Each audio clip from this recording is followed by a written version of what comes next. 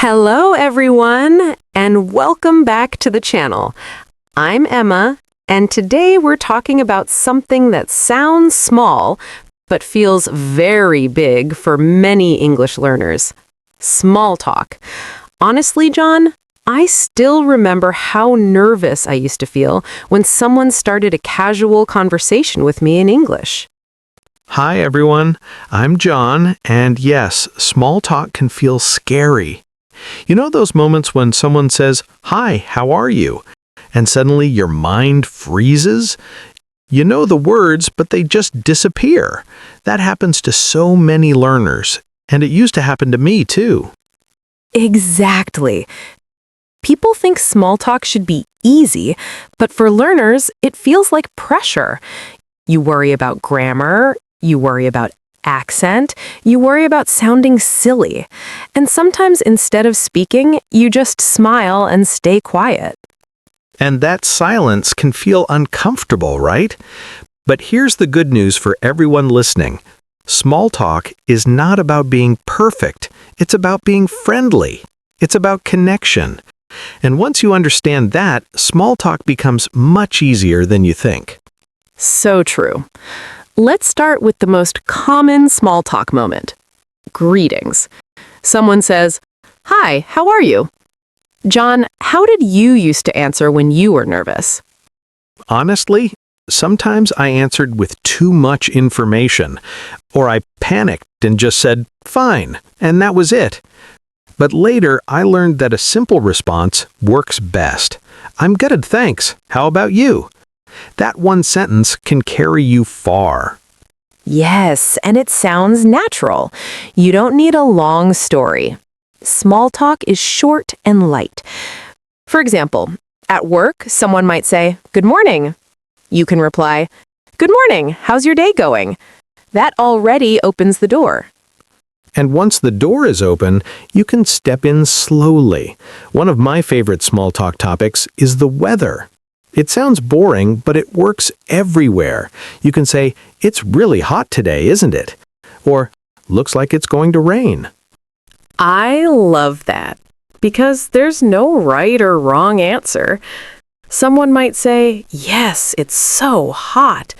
And you can reply, "I know, I can't focus today." Suddenly you're chatting. No stress, no pressure. Let me share a quick story. One time I was waiting in a long line at a coffee shop. Everyone was quiet. It felt awkward, so I turned to the person next to me and said, "This place is always busy in the morning." They laughed and said, "Yes, but the coffee is worth it." That short sentence changed the whole mood. That's such a good example. Small talk helps people relax. Another easy topic is daily life. You can ask, "How was your weekend?" Or, "Did you have a busy day?" These questions show interest, and people like that. And when someone answers, you don't need a perfect reply. If they say, "My weekend was quiet," you can say, "That sounds relaxing." If they say, "It was busy," you can say, "Oh, that can be tiring." Simple reactions are powerful. Many learners ask, "What if I make mistakes?" And my answer is always the same. Mistakes are normal. People don't judge you for small grammar errors in small talk. They remember how you made them feel, not your grammar. Absolutely. Let me ask you something, Emma. What about meeting someone new? That's a big fear for many learners. Oh, yes. But it can be simple. You can say, "Nice to meet you," and then ask, "What do you do?" or "Where are you from?" These are classic small talk questions. And when someone answers, you can respond with interest, even if your sentence is short. And if the conversation slows down, that's okay. You can restart gently. You might say, "By the way, have you been here before?" Or, "By the way, do you like this place?" Those little phrases help a lot. I also think humor helps. Not big jokes, just light comments. Saying something like, "Mondays are always hard," or "I need more coffee today," makes you sound human and relaxed. So true. And here's something important for everyone listening. Small talk is a skill, and skills grow with practice. You don't become confident by waiting. You become confident by speaking, little by little. Let me ask you, John, and our listeners too, what's better?